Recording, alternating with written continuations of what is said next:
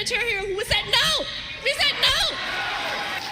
Tensions escalate on the southwest side as the city gets closer to housing at least 2,000 migrants at a base camp in Brighton Park.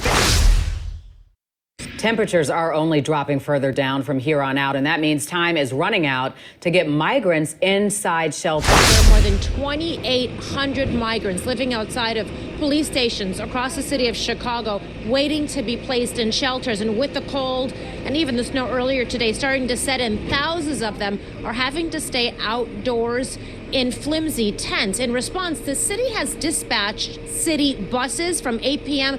to 8 a.m. at 16 Chicago police districts to offer warmth from the colder temperatures. City leaders are still working on establishing those so-called base camps, massive military-style winterized tents across parts of the city. One of these spots will be at 115th and Halsted, where an affordable housing complex is set to break ground.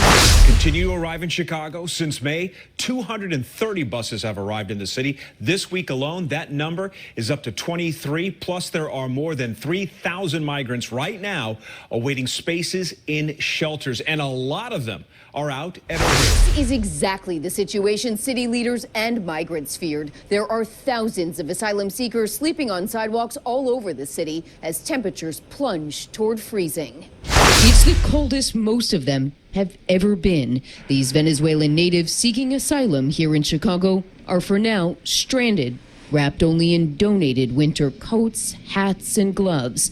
All of this feels completely foreign to them.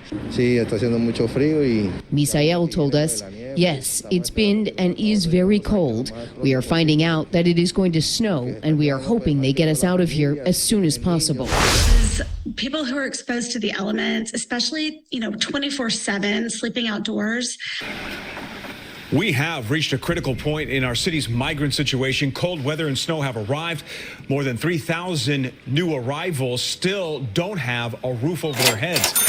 Warming buses are parked outside of 21 police districts across the city tonight, including here at District 18, where migrant families are still sleeping in tents on the cold and wet concrete.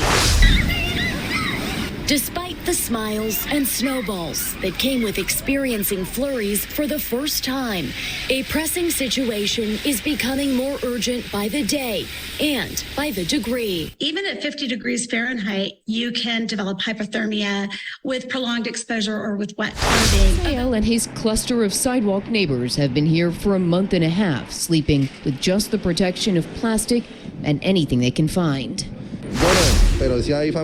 He said, I don't have kids, but there are families here with 2, 3, 4 kids. They are inside and outside. The city has dispatched buses to offer overnight warmth from the sudden winter temperatures. We need more than the warming buses, but we need to take everything we can get, right? City leaders have been scrambling for weeks trying to establish so-called base camps, massive military-style winterized tents like these that have already been built in New York. We are in this room saying no. In mid-September, many people in the Morgan Park neighborhood revolted against plans for a base camp at 115th and Halsted, where an affordable housing complex is set to break ground next year. Monday, a city council committee approved that land acquisition. The ward's alderman wants answers. I haven't been given timelines about what this looks like, when they'll be on the site, how long they'll be on the site, what this means for safety for our community. As the city battles blowback on base camps, thousands of migrants are left with just overnight buses and tarps to keep warm.